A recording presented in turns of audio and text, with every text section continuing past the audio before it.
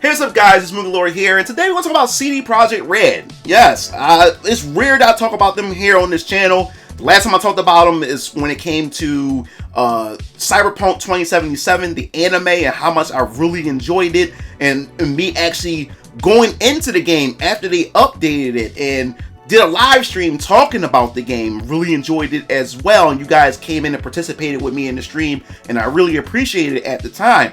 But why are they in the headlines right now? Well, they had pretty much made a comment about single player games and how it's no place to have microtransactions in a single player experience, and I agree with them. So before we even dive into this article, make sure you hit the subscribe button, the notification bell for more gaming content here on this channel. So let's get into it. So for starters, we're going to go to VGC. It's a Cyberpunk Witcher studio. CD Projekt Red doesn't see a place for microtransactions in a single player game, and we're going to definitely talk about that as well. So it says Capcom was recently criticized for including microtransactions in Dragon's Dogma. The CFO of Cyberpunk and the Witcher studio, CD Projekt Red, has shared its stance on microtransactions in single player games. So it says, the issue of in-game payments has come under fresh scrutiny recently after players criticized Capcom for including purchasable items in Dragon's Dogma 2, which would allow them to fast travel or edit their character for real money. Just 40% of its first 10,000 ratings were positive. This has since shifted slightly to 57% of 48,000.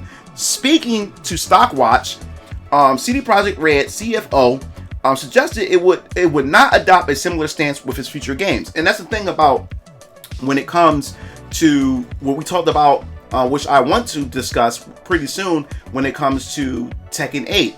A lot of people feel as though that what Bandai Namco had done was pretty scummy because they waited until after the game was launched and released, and then they later started adding in, you know, the Tekken store. And then now we had a Tekken store, and now we also have we also have the Battle Pass. So it seems like a lot of developers, what they're doing bait and switches. So yeah, so even with that whole Tekken situation, gamers weren't feeling that at all. And then now you look at games like Dragon's Dogma 2, where a basic feature such as fast travel, that should be a standard when you have a game as massive as that, when these open worlds. And now you're telling me I have to pay for fast travel, and now I can't simply re-edit my character. I also have to pay for that. Now, I know this stuff is optional, but for the fact is that it's in a single-player game, it shouldn't be there to begin with, because all it does is create more behavior to continue to put things in these single-player games if people's going to go out and put their money into it. So it says, we don't see a place for microtransactions in case of single-player games, he said, but we do not rule out what we will use this solution in the future in the case of multiplayer projects. Like I said, multiplayer projects, that's expected, but single player games, oh hell no. So it says Capcom responded to criticism to its microtransactions earlier this month and apologized for any inconvenience. In a message published on Steam, Capcom said it had received numerous comments from the community on this subject. To all those looking forward to this game, we sincerely apologize for any inconvenience. God damn! They didn't answer anything. They just said, fuck it, we did it, yeah, so what, we ain't removing shit, we sorry about it, we got caught, move on. They ain't, that's not, that. What kind of response is that?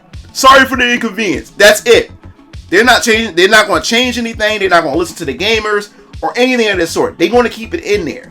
And as long as people spend money on it, on these edits, and spend money on the fast travel, that just give them more incentives to do it even more for single player games, because I also found it kind of weird. I haven't finished Devil May Cry 5, but I have Devil May Cry 5 since it launched, and I just now started playing it. And I also noticed it also had shops in it as well. And I'm like, this is a single player game. What the fuck do I need shops for? It's like, it just scratched my head. But the thing that really woke me up was with Bandai Namco when it came to Tales of Arise. I'm gonna be honest with you guys. I was really upset by it. It was because I noticed I love the Tales series. I've been playing the Tales series my whole life and everything. And I noticed when it came to Tales of Arise, I'm like, wait a minute. Why is apple gel, some of the simple healing items like apple gel, lemon gel, orange gel, all those things used to be like really, really cheap, especially after you level grind, get a lot of money. You can pretty much max out on it and have those items on reserve whenever you want to use them. But I noticed that they're super expensive, $3,000 for apple gel. What the fuck is going on? And then also when it came to magic points, your CP, all the mages or all the magic based characters all share CP in one pool. It's a 1 CP pool. So that means you have to micromanage because you couldn't use too much of your CP, because then your other characters couldn't use CP because y'all all shared it. So then that would incentivize you to go back to the shop and go in and get more of the orange gel. But the orange gel is super expensive. Then when it came to crafting items for your weapons, super expensive. I'm like, what the hell is going on? Then I also noticed while playing the game, as you got to a certain point in Tales of Arise, leveling got harder, meaning that you was getting less and less experience, and it was hard to find areas to level up your character. I'm like, what the fuck is going on? Something is up with this. So one day I played on a live stream and I was like, why is the item shop expensive? Why is the item crafting for items is super damn expensive? And why is leveling getting harder and harder as I go? Or whatever. And then somebody pointed out, one of my viewers who I really want to thank for this, was saying that, bro, there's an item shop, there's an item shop where you can spend real money for experience points, items, and money and stuff like that. I said, you gotta be fucking kidding me, because I never paid it any mind. So I went to the shop. I was like, this is a single player game. Why do we have this feature? Then now I think about it, I said, now it makes sense. It allows these developers to artificially, make the game grindy. They inflate the economy in the game.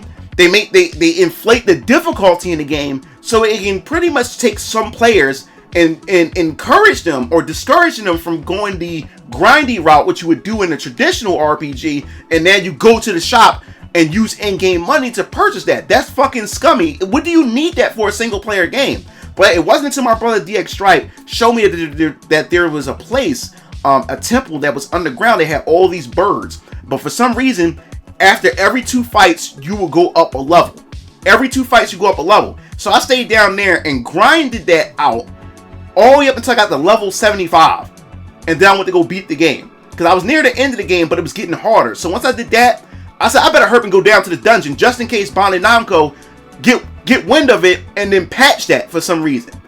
So, yeah, man, that is nonsense. And CD Projekt Red is right about that. There's no place for it in a single-player experience. No place at all. And no one should be putting their money and investing their money and shit like that in a single-player game. This is what I'm talking about. This is why I say gamers who are born in this generation of games, you guys have missed an amazing era of games when I was growing up in the late 80s, going all the way up into now. I've been there. I watched how the game industry evolved over time and what it has become compared to what it used to be when I was growing up as a kid. And you guys are missing out because of shit like this. Just putting microtransactions in games, selling you this premium price while inflation is fucking crazy right now, and then give you an incomplete game and then gotta post-patch the game just in case there's some bugs or there's some issues, and you're pretty much beta testers for the product. This is what I'm talking about. I feel bad for you, but I definitely want to hear your thoughts in the comment sections below. What do you think about single players games having microtransactions? I just think it's stupid, it's retarded, it's ridiculous. There's no place for it in a single player experience. I should better just play the game, pick it up, play it, put it down. That's it. I shouldn't have to worry about, oh man, I gotta put money into this in order to level up characters. This is all a scam, man. This is all a scam to keep just trying to drain money from our pockets. But that's about it. If you like the video, hit the like button, subscribe button for more gaming content here on this channel. This is MugenLord signing off. I'll see you game fiends later. Peace out.